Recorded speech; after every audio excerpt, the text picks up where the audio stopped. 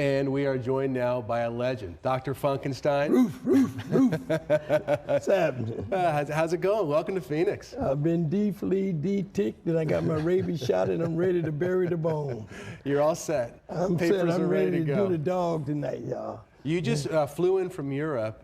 What did you think when you stepped off the plane or out of your car today? Heat warning in effect, or did you about melt, brother, or what? You know, we've been cool all around the world till we got here. It's hot here. It's hot, and we're gonna make it even hotter tonight. But you know, it was good to get our foot back on the ground in Phoenix. And you got a big show tonight at the press room in downtown Phoenix. Yeah. And we'll talk about that in a second. But you have an amazing career. I mean, started back in the 60s, correct? Yeah. And really started coming into its own in the 70s. Actually in the 50s. Oh, did you? In the 50s? 57, our first record came out. Oh, my gosh. Yeah. So you're talking about a 60-year body of music. Something like that, yes. That's incredible. Like I said, including the theme song for one of Fox's first shows. That's right, Tracy Ullman Show. The Tracy Ullman Show in The Simpsons. We played this little spots for that too.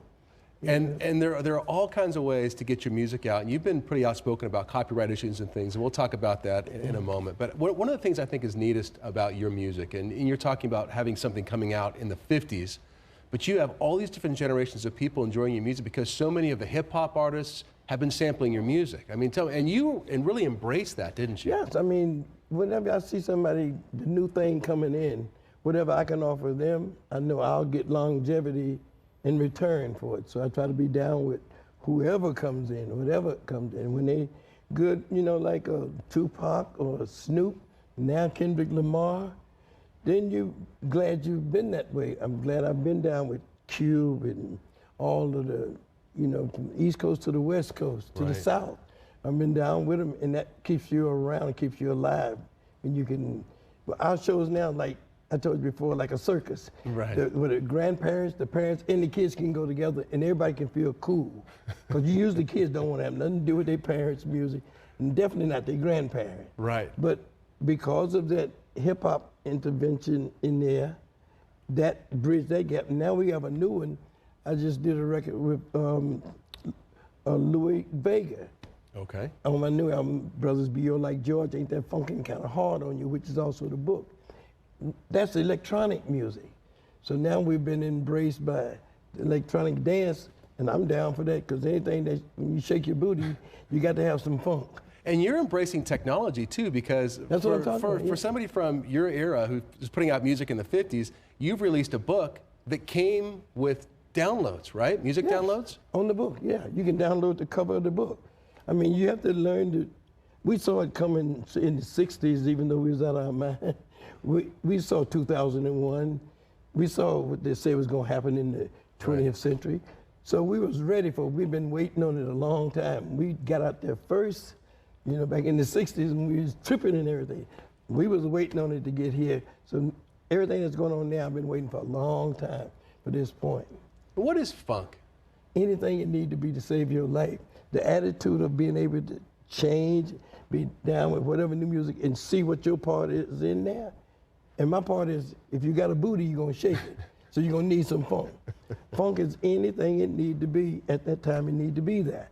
Is there a big difference then between, say, funk and soul and hip hop, or is it all kind of the same stuff? All of it has got that booty shaking rock and roll. It's all got some funky moments in it. Jazz, it's just that we linger in the funky parts. Mm-hmm. We get to the funky parts, and we usually stay there. And at first it might bore you or be monotonous, but once you get past that point, like a James Brown record, it's just become automatic.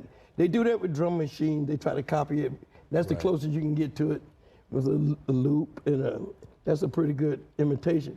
But to be able to do it live, that's the real thrill. But we work with the, like you said, electronics. Whichever way you gonna move your behind, we want to be there. How do you write a funk song? Do you start with the beat? Is that how you start? No. Anyway, if the beat is happening, you just jump in. Sometimes you just jump in and they have to put the beat in behind you. It doesn't matter if you just feel funky and you let go. It's like use the force, Luke. Do the best you can and then funk it. So the music just kind of, you feel like it just kind of comes through you? Yes, you come through, yeah, definitely come through. You ain't got nothing really to do with it. When they get on that really good clock where it's all working, that's coming from someplace else. You just tapped into it, and it's there probably for all of us if we can get to that point. And I mean, you take somebody like the Beatles, you got to be open to all kind of influence to have that many variations of good songs. Right. And believe me, it was funky. That's why so many people recorded them. A lot of people like the songs by other people better than they did the Beatles. Right. But the truth is the songs was there already. Wasn't always easy for you. I mean, you had some struggles with substance abuse, right? Oh, some drug struggles, man, I mean, for years. I danced with that right on through till I was ready to get out of it, till I got, 5 years ago. And that, helped me get in the trouble that I'm fighting to get out of now. Even though it's no excuse for people to steal from me because you're under the influence. Right. Oh, I did my share of that. Right. But I also was able to turn myself around at a moment that I needed to be turned around, and that's to fight these copyright people who thought I was out for good, and that they could just take everything that not only belonged to me, but to everybody that worked with me. All the people around me. There's a phenomenon going on so deep with the copyright issue, with the samplings and the people stealing that by the time people understand it's going to be a Senate subcommittee investigating it. It's not that small. I don't think everybody understands exactly how it works. So you sat down with your group and you wrote these songs, but now a record company owns those songs, the copyright? A publishing company, well, publishing companies and record companies. Okay. Because that's why I said it's a conspiracy so vast. All those records that came out on the sample songs came out under different record companies. Okay. They had to make an agreement with each other how they was going to treat that. And the artists had nothing to do with, the writers had nothing to do with. So they made deals under the table, and then finally people found out, oh, there's some publishing to be had there. There's some what's called intellectual properties that's being downloaded, which you need a license to do. So were you not paid for, say, Atomic Dog when Snoop Dogg used it? Not today even. Oh, you're kidding. Today even. I mean, and with that's millions of dollars, yeah, isn't Straight it? Outta Compton coming out now. All those records that was on their records, and by the way, we're close.